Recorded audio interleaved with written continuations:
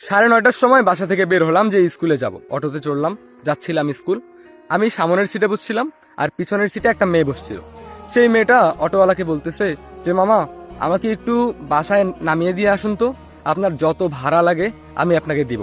তখন অটোওয়ালা বলল, আপনার বাসা কোথায়? তখন সেই মেয়েটা বলল, চণ্ডীপুর গ্রাম, কিন্তু আমাকে স্কুলে তাড়াতাড়ি যাওয়া লাগবে, আমায় আমায় নামিয়ে দিয়ে ওনাকে নামিয়ে দিয়ে আসুন। তো তখন পিছনের মেয়েটা বলতেছে, আপনি কে, চুপ করে থাকুন তো। তারপরে অটোওয়ালা মামাকে বললো, আপনাকে আমি 200 টাকা ভাড়া দিব, তাড়াতাড়ি যান, আমার কাজ আছে বাসায়। এইরকম করে বললো, ঠিক আছে। এরপর অটোওয়ালা আমাকে বললো, আরে মামা 200 টাকা দিতেছে, পরে কোনো রকম নামাই দিয়া আমি তোমার স্কুলে দিয়ে আসবো, কোনো টেনশন করো না। 9:30 হয়ে যায়, 9:40 বাজে, তুমি 10টার মধ্যে স্কুলে চলে যাবে, কোনো প্যারা নিও না। আমার মুখটাই একদম অফ হয়ে গেল, আর কিছুই বলতে পারলাম না। মানে অটোওয়ালার ওখানে লাভ হচ্ছে, তুই দেখলাম যে ঘুরে ফিরে আমার গ্রামে আসলো অটোটা। আমি বললাম, আরে এটা তো আমার গ্রাম, মানে ওটা তো আমাদের বাড়ি, আপনি এই গ্রামেই থাকেন? তখন বললো, হ্যাঁ আমার বাসা এখানে, আমি এখানে চাচুর বাসায় থাকি। কেন, আপনার বাসা কোথায়, আপনি কি এই গ্রামের? আপনাকে তো কখনো দেখি নাই। আমি বললাম, আসলে আমার এই গ্রামে আসার এই 1 মাসের মতো হলো, এখানে এসেই ক্লাস 9-এ অ্যাডমিশন নিছি চণ্ডীপুর স্কুলে।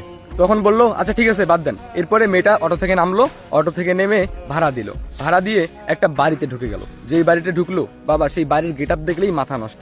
যাই হোক, এরপরে বললাম যে মামা, আমাকে তাড়াতাড়ি নামাই দিয়ে আসেন। তারপরে ঘড়ির দিকে তাকাই দেখলাম যে বাবা একদম মানে 10টা পার হয়ে গেছে, 10:20 বেজে গেছে, 10:30 আমার ক্লাস শুরু। তারপর অটো জোরে টেনেও 10:40-এর মধ্যে স্কুলে ঢুকলাম, গিয়ে দেখলাম ক্লাস শুরু হয়ে গেছে।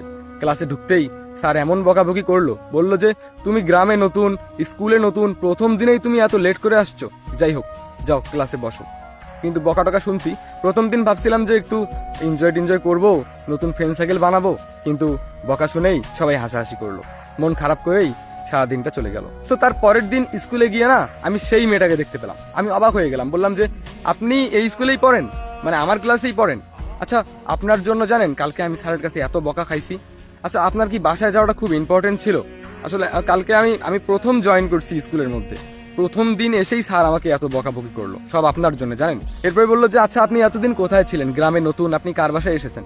এরপর আমি বললাম, আসলে আমরা এতদিন শহরে ছিলাম, আমার বাবা বিদেশে থাকে, তো ওনার খুব কষ্ট হয়ে যাচ্ছিল শহরের মানে বিল টিল চালাতে। উনি বললো যে গ্রামে যাইতে, গ্রামে গিয়ে থাকতে। আসলে এখানে আমার দাদুর বাসা ছিল, তবে দাদুর বাড়ির সঙ্গে আমাদের তেমন একটা সম্পর্ক নাই। আসলে বাবার ছোট্ট একটা বাড়ি ছিল, সেই বাড়িতেই উঠছি। ওই যে দেখেননি আপনি যেই বাসাটায় ঢুকলেন, সেই বাসা থেকে কিছু দূর দূরে সুপারির বাগান দেখেননি? ওই সুপারির বাগানের পাশেই আমাদের বাড়ি। তখন বললো, ও ওই ছোট বাড়িটা আপনাদের? আমি বললাম যে হ্যাঁ, ওই বাড়িতেই আমরা উঠছি। তখন বললো, বাড়িতে কে কে থাকেন? এরপর আমি বললাম যে আমি আর আমার মা, আর আমার বাবা বিদেশে থাকে। আমার বাবার খুব চাপ হয়ে যাচ্ছিল শহরের বিল টিল, তারপর আমি যে স্কুলে পড়তাম সেই স্কুলের খরচ চালাতে। তারপর বাবা গ্রামে এসে এই স্কুলে